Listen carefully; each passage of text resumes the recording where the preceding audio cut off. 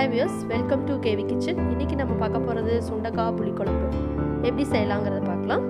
தேவையான ingredients: சுண்டக்காய் 1/4 kilo எடுத்து ரெண்டா கட் பண்ணி வெச்சுக்கோங்க.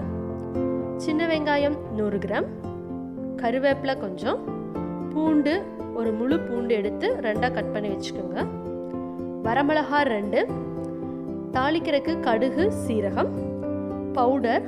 இது புளிக்குழம்புக்கு போட வேண்டிய பவுடர். இது எப்படி செய்யலாம்னா 1 ஸ்பூன் கொத்தமல்லி, 1/2 ஸ்பூன் கடலைப்பருப்பு, 1/2 ஸ்பூன் உளுந்தம்பருப்பு எடுத்து நல்லா வறுத்து அதை பொடி பண்ணி வச்சுக்கோங்க. தக்காளி ஒரு தக்காளி சின்ன சின்னதாக கட் பண்ணிக்கோங்க. புளி கரைசல் ஒரு லெமன் சைஸ் அளவுக்கு புளியை ஊற வச்சு 1 கப்பு கரைச்சி வச்சுக்கோங்க. இப்போ எப்படி செய்யலாங்கிறத பார்க்கலாம்.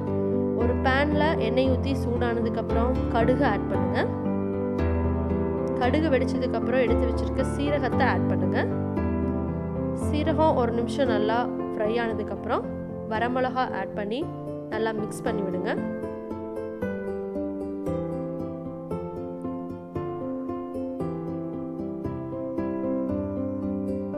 இப்போ பூண்டு ஆட் பண்ணணும்.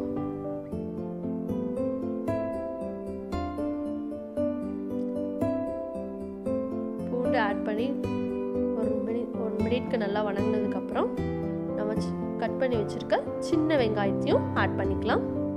சின்ன வெங்காயம், கருவேப்பிலை ரெண்டையும் ஆட் பண்ணி சின்ன வெங்காயம் கோல்டன் கலர் ஆகிற வரைக்கும் ஃப்ரை பண்ணுங்கள். அதுக்கப்புறம் நம்ம எடுத்து வச்சுருக்க தக்காளியை ஆட் பண்ணிக்கலாம்.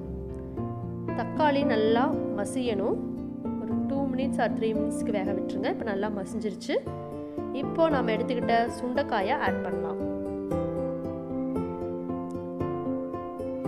பச்சை சுண்டக்காய் ஆட் பண்ணி நல்லா ஃப்ரை பண்ணிடுங்க. நல்லா எண்ணெயிலே கொஞ்சம் நேரம் வணங்கட்டும். ஒரு 5 மினிட்ஸ்க்கு வணங்கட்டும். அதுக்கப்புறம் மஞ்சத்தூள் கொஞ்சம் ஆட் பண்ணுங்க. மஞ்சத்தூள் சுண்டக்காய் போட்ட உடனே கூட போட்டுடலாம். இப்போ நல்லா ஃப்ரை ஆயிடுச்சு சுண்டக்காய். இப்போ நம்ம இந்த புளிக்கரைசல் ஆட் பண்ணுறோம். சுண்டக்காய் சாப்பிட்றதுனால என்ன பெனிஃபிட்னு பார்த்தோன்னா, நம்ம ரத்தம் சுத்தமாகும், குடலில் இருக்க புண்ணெல்லாம் ஆறும். இதில் விட்டமின் சி அதிகமாக இருக்குது. ஆஸ்துமா பேஷண்ட்டுக்கு இது ரொம்ப நல்லது. சளி இருக்கவங்க இதை சாப்பிட்டாங்கன்னா சளி சீக்கிரம் சரியாகும்.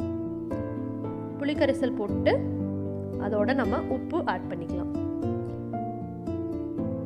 கொஞ்ச நேரம் அதை வேக விடணும். இப்போ காய் ஓரளவுக்கு வெந்துருச்சு. இப்போ நம்ம எடுத்து வச்சுருக்க பவுடர் ஆட் பண்ணிக்கலாம். 1 டேபிள் ஸ்பூன் இல்லைனா 1.5 டேபிள் ஸ்பூன் அளவுக்கு பவுடர் ஆட் பண்ணிக்கோங்க. இந்த எக்ஸ்ட்ரா கூட இந்த பவுடரை நீங்கள் அரைச்சி வச்சு நெக்ஸ்ட் டைமுக்கு யூஸ் பண்ணிக்கலாம். ஒன்றும் ஆகாது. ஒரு 2 மினிட்ஸ்க்கு நல்லா கொதிக்க விடுங்க. இது ஒயிட் ரைஸ்க்கு நல்ல சைட் டிஷ். இப்போ நமக்கு சுண்டக்காய் புளிக்குழம்பு ரெடி.